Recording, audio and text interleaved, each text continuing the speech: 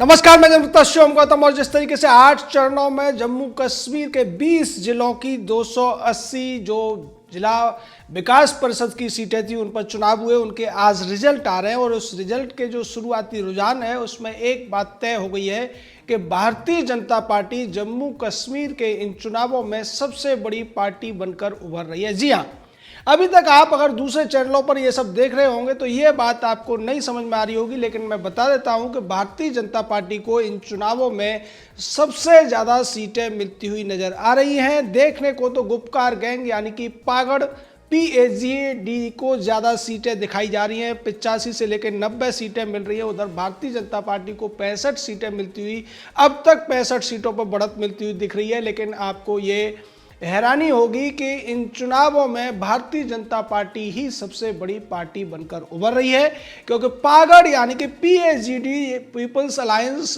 For Gupkar declaration में 5-6 पार्टियां हैं और इनमें से किसी भी पार्टी की संख्या भारतीय जनता पार्टी को मिलने वाली सीटों की संख्या के बराबर नहीं है।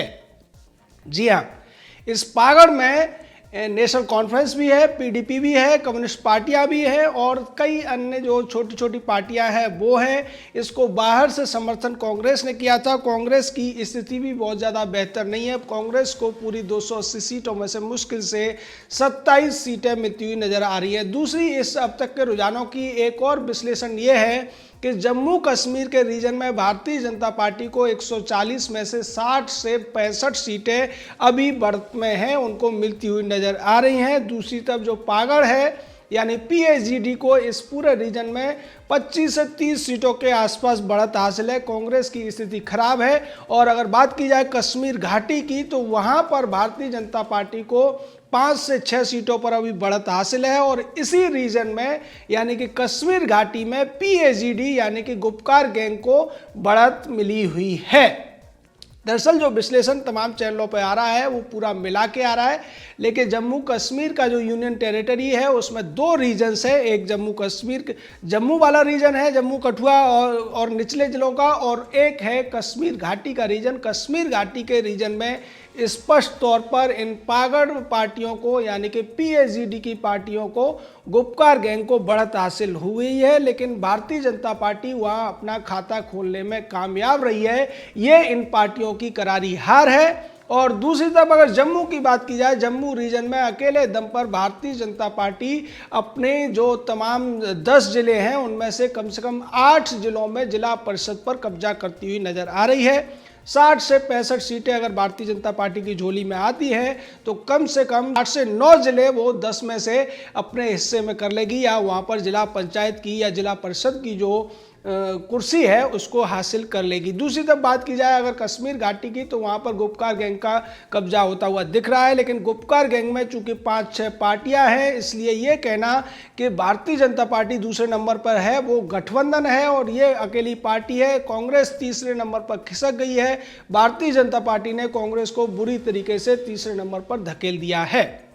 लेकिन इस पूरे विश्लेषण में एक और चीज बचती है, वो ये है अदर्स पार्टी का या निर्दलियों का वो काफी बड़ी संख्या है। चाहे जम्मू रीजन हो या फिर कश्मीर घाटी का रीजन हो, दोनों जगह पर जो अदर पार्टियां हैं, छोटी छोटी पार्टियां हैं जिनमें अपनी पार्टी भी शामिल है। जम्मू कश्मीर की अपनी पार्टी ने भी 134 सीटों पर इस बार चुनाव लड़ा था। 280 में से भारतीय जनता पार्टी ने सबसे ज्यादा सीटों पर चुनाव लड़ा था।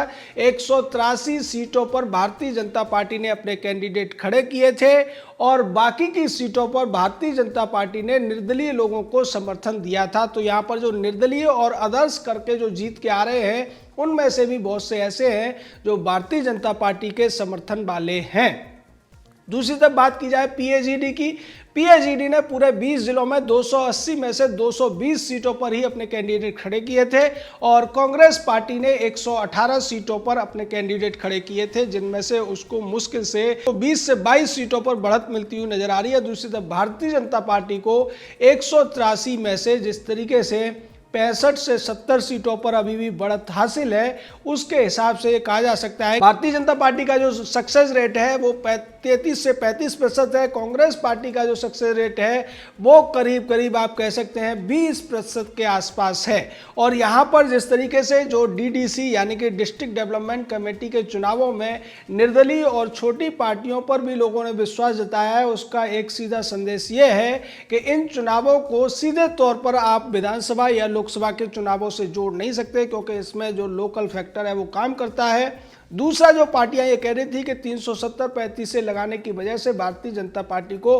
कश्मीर घाटी में पूरी तरह से सफाया हो जाएगा, उन लोगों के लिए एक बड़ा झटका है कि भारतीय जनता युवा मोर्चा के जो उपाध्यक्ष हैं इंजीनियर एजाज, उन्होंने भी सीट जीत ली और उनके अलावा 4 लोग और वहां पर जीतते हुए नजर आ रहे हैं। यानी कि कश्मीर घाटी में भारतीय जनता पार्टी का खाता खुलता हुआ नजर आ रहा है, कमल खिलता हुआ नजर आ रहा है। और जम्मू, जिसको लेकर पहले से ही ये अंदाजा था कि जम्मू रीजन में तो पूरी तरीके से भारतीय जनता पार्टी की बल्ले बल्ले होने वाली है, उसकी वजह भी है कि 370 और 35 से हटने की वजह से सबसे ज़्यादा जो फायदा हुआ था या सबसे ज़्यादा जो खुशियां मनाई गई थी वो जम्मू रीजन में ही मनाई गई थी, क्योंकि जम्मू रीजन के लोगों के साथ में तमाम तरीके के भेदभाव होते थे। जम्मू रीजन में ही वो 8 से 10 लाख शरणार्थी थे जो कि पाकिस्तान से भारत आए थे और 70 सालों से जम्मू कश्मीर की नागरिकता न मिलने की वजह से जम्मू कश्मीर स्टेट की गवर्नमेंट के जो फायदे थे वो उनको नहीं मिल पा रहे थे।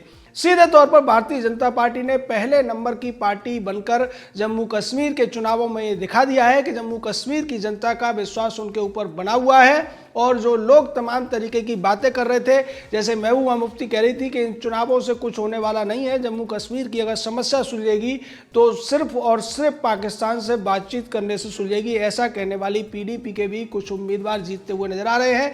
क्योंकि यहाँ पर पीडीपी हो, एनसी हो या दूसरी छोटी छोटी पार्टियां वो इकट्ठा हो गई थी भारतीय जनता पार्टी के खिलाफ में। इनका साथ देने के लिए कांग्रेस भी कूद पड़ी थी, लेकिन बाद में कांग्रेस को जब ये लगा कि इसका नुकसान उसे देश के अन्य राज्यों में उठाना पड़ेगा, इसलिए कांग्रेस पार्टी ने अपने उम्मीदवार अलग से खड़े किए और बाहर से इस गुपकार गैंग का वो समर्थन करती हुई नजर आई। इसको लेकर कांग्रेस पार्टी के नेता सैफुद्दीन सोज ने कहा कि कांग्रेस पार्टी घाटी में तनहा हो गई है और इसलिए कांग्रेस पार्टी को अब जो दूसरी पीएचईडी की पार्टियां हैं यानी कि पागड़ पार्टियों को, जो गुपकार गैंग की पार्टियां हैं, उनको समर्थन करना चाहिए और भारतीय जनता पार्टी को रोकना चाहिए। ये कहते हुए नजर आ रहे हैं सैफुद्दीन सोज, जो अपने बड़बोलेपन के लिए भी जाने जाते हैं। और अगर भारतीय जनता पार्टी की बात की जाए, भारतीय जनता पार्टी इस बात पर सब्र कर रही है कि उसे कम से कम खाता खोलने का तो मौका मिला है कश्मीर घाटी में, जहां वो कभी अभी तक किसी भी तरीके से खाता नहीं खोल पाई थी विधानसभा चुनावों में, लेकिन अब डीडीसी के चुनावों में भारतीय जनता पार्टी ने खाता खोल लिया है। अगर बात करें डीडीसी के चुनावों की तो 20 जिलों में हर जिले में 14 सीटें हैं और इस हिसाब से 280 सीटें होती है यूनियन टेरिटरी जम्मू कश्मीर के लिए, जिसमें से जम्मू रीजन के लिए 140 सीटें हैं, 10 जिलों की 140 सीटें, और कश्मीर घाटी के लिए 10 जिलों की 140 सीटें हैं। यहाँ सीधे तौर पर यह कहा जा सकता है कि जम्मू रीजन में भारतीय जनता पार्टी का पलड़ा एकदम स्पष्ट तौर पर भारी है और दूसरी तरफ जो गुपकार गैंग है उसका थोड़ा बहुत दबदबा या थोड़ा बहुत गठबंधन की वजह से उसको जो फायदा है वो कश्मीर घाटी में मिलता हुआ नजर आ रहा है। और ऐसा लगता है कि गुपकार गैंग के लोग या गुपकार गैंग की जो पार्टियां हैं, पीएचईडी पागड़ पार्टियों को करीब 10 में से 7 से 8 जिलों में आराम से जो जिला परिषद की, जिला विकास समिति की जो वो सत्ता है वो मिल जाएगी और बाकी जो निर्दलीय पार्टियां हैं वो भारतीय जनता पार्टी उनको समर्थन करके 2 से 3 जिलों में उनको सत्ता में ला सकती है। जम्मू कश्मीर की बात की जाए, जम्मू कश्मीर के 10 में से 8 जिले भारतीय जनता पार्टी के हाथ में जाते हुए दिख रहे हैं। तो स्पष्ट तौर पर एक राजनीतिक और नैतिक दोनों तरह की जीत है। 35 से 370 हटने के बाद में तमाम तरीके जो दुष्प्रचार किए गए थे, तमाम जो बातें की गई थी, उनका करारा जवाब है। और जम्मू कश्मीर के पूर्व मुख्यमंत्रियों फारूक अब्दुल्ला, महबूबा मुफ्ती ने जो कहा था कि 370 हटने के बाद में, 35 से हटने के बाद में जम्मू कश्मीर के लोग भड़क जाएंगे, वो आग बबूला हो जाएंगे, विद्रोह कर देंगे, उन लोगों को भी करारा झटका लगा है, क्योंकि 5 सीटें कश्मीर घाटी में भारतीय जनता पार्टी अगर जीत रही है, श्रीनगर के इलाके में अगर भारतीय जनता पार्टी जीत रही है, बारामूला के इलाके में अगर जीत रही है, निश्चित तौर पर यह कट्टरपंथियों, अलगाववादियों, हुर्रियत वालों और आतंकवाद का समर्थन करने वालों, पत्थरबाजों के मुंह पर एक करारा तमाचा है, जो ये मानकर चल रहे थे कि जम्मू कश्मीर की जो जनता है उनके बहकावे में आकर केंद्र सरकार के खिलाफ वोटिंग करेगी। और यहां पर एक दूसरी बड़ी बात यह है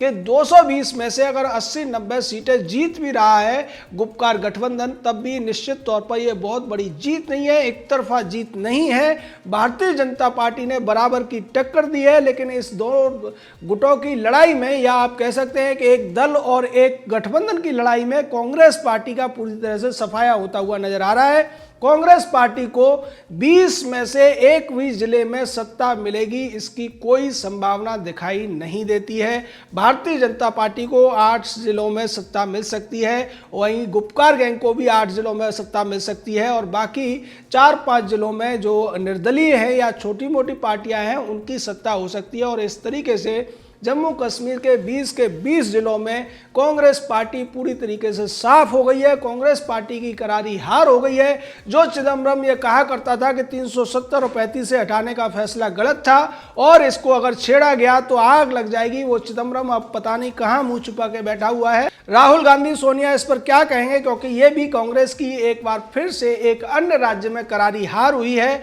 और बात की जाए अगर लद्दाख में ये डीडीसी के चुनाव होंगे तो वहां तो भारतीय जनता पार्टी का जीतना लगभग तय है, तो उसको लेकर कोई चर्चा नहीं करेगा। लेकिन जम्मू कश्मीर के 2 रीजन में एक रीजन को की बाजी भारतीय जनता पार्टी ने मार ली है, और दूसरे रीजन में गुपकार गैंग की, पागड़ गैंग की जो पार्टियां हैं, जो गठबंधन था वो आगे रहे हैं। लेकिन एक बड़ा सत्य यह है जम्मू कश्मीर डीडीसी चुनावों को लेकर कि भारतीय जनता पार्टी सबसे बड़ी पार्टी के रूप में जीतकर सामने आई है। जय हिंद, जय भारत।